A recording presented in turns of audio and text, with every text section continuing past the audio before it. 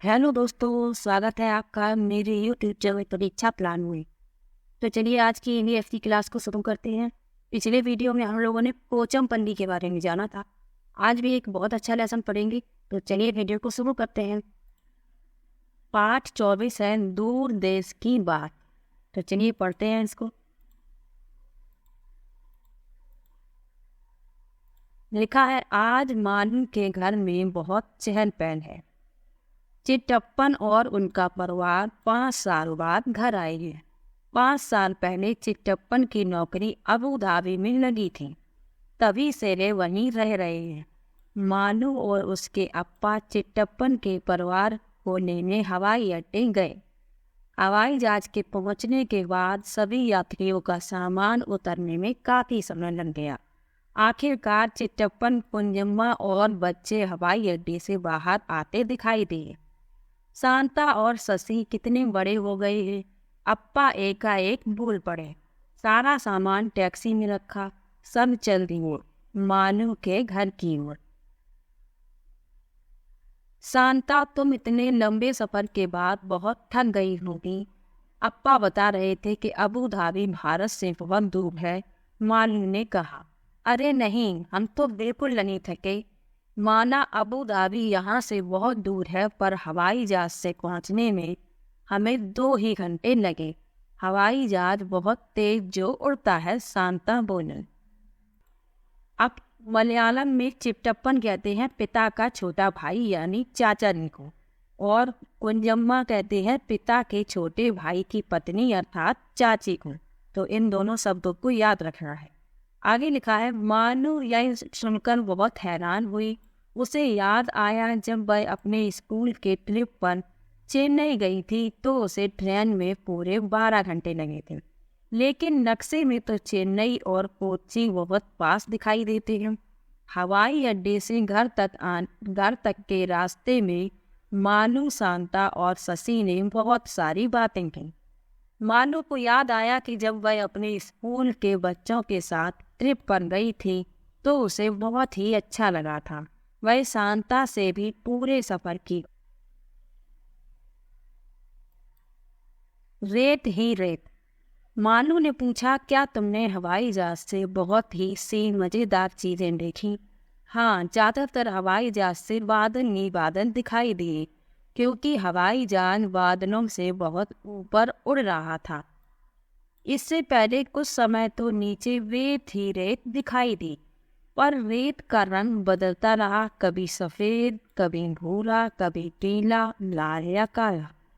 कभी कभी उन्हें रेत के पहाड़ भी दिखाई दिए।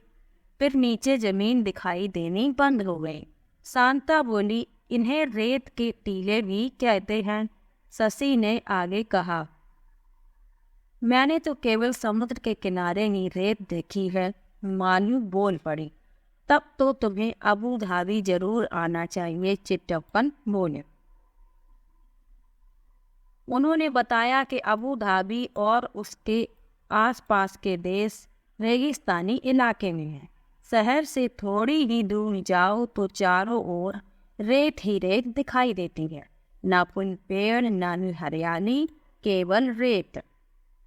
तो अबू धाबी में रेत के टीले हैं और वहाँ पर रेत ही रेत है, हरियाली, पेड़ पौधे कुछ भी नहीं है।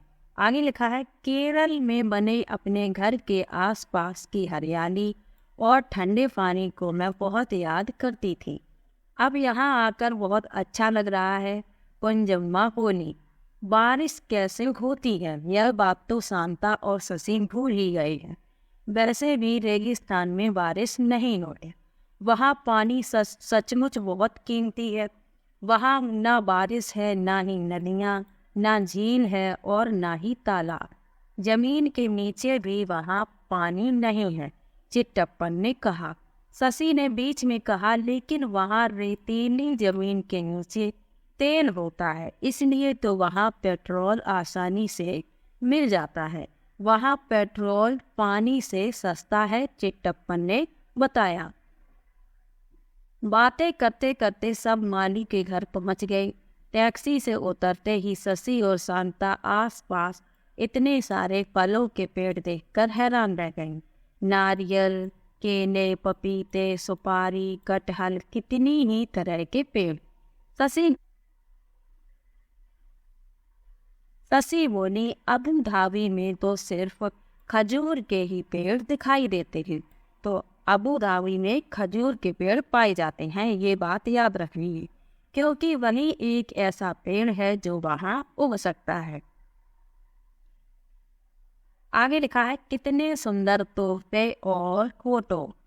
सबसे मिलने के बाद कुंजम्मा ने अपनी बैग और अटैची खोले। वे सभी के लिए तोहफे लाई थीं और खजूर भी, मीठे मीठे और स्वादिष्ट। शशि ने मानू को अबू धाबी में चलने वाले नोट और सिक्के भी दिखाए। शांता ने बताया कि वहाँ अलग तरह के रुपए होते हैं जिन्हें दिरहम कहते हैं। तो ये बात याद रखना है कि जो अबू धाबी में जो रुपए होते हैं उनको दिरहम कहा जाता है। उन पर वहाँ की अरबी भाषा में कुछ लिखा होता है। उन्होंने अपने घर और आसपास की जगहों की तस्वीरें भी दिखाई। चिट्टप्पन ने मानू को एक ग्लोब निकाल कर दिया। बोले, मानू ढूंढो अबू धाबी कहाँ है और केरल कहाँ। सब बच्चे ग्लोब पर अलग अलग जगह ढूंढ कर मजे लेने लगे। मानू ने चेन्नई और कोची भी ढूंढा। शाम को बरामदे में बैठे सभी ठंडी ठंडी हवा का मजा ले रहे थे और अबू धाबी की तस्वीरें देख रहे थे। बहुत ऊंची ऊंची इमारतें और उनमें बड़ी बड़ी शीशे की खिड़कियां। उनको देख मानू झट बोली, इन खिड़कियों से कितनी ठंडी हवा आती होगी। चिट्टप्पन बोले, अबू धाबी में खिड़कियां खोलने का तो सवाल ही नहीं उठता। बाहर बहुत ही गर्मी होती है। ज़्यादातर जगह तो एयर कंडीशन चलते हैं। गर्मी की वजह से वहाँ के लोग ढीले ढाले सूती कपड़े पहनते हैं। ये इमारतें अबू धाबी की छपी हुई हैं। आगे निकालें, और पूरा शरीर और सिर भी ढककर रखते हैं, इससे वे तेज धूप से बच जाते हैं। मानू को वहाँ की तस्वीरें देखने में बहुत मज़ा आ रहा था। उसे कितनी सारी नई नई बातें भी सुनने को मिल रही थी। वह हर तस्वीर से अपने शहर की तुलना भी कर रही थी। उसने सोच लिया कि वह अबू धाबी की एक रिपोर्ट भी अपनी कक्षा के लिए तैयार करेगी। तो वहाँ लोग इस तरह के ढीले ढाले कपड़े पहनते हैं, इस चित्र में देख सकते हैं, और सर को भी ऐसे ढककर रखते हैं। तो अबू धाबी के बारे में क्या क्या याद रखना है कि वहाँ पर रेत के टीले पाए जाते हैं। हरियाली पेड़ पौधे वहाँ पर नहीं है। खजूर के पेड़ सिर्फ वहाँ पर पाए जाते हैं और वहाँ की मुद्रा जो है दिरहम है। तो इतनी बातें अबू धाबी के बारे में याद रखनी।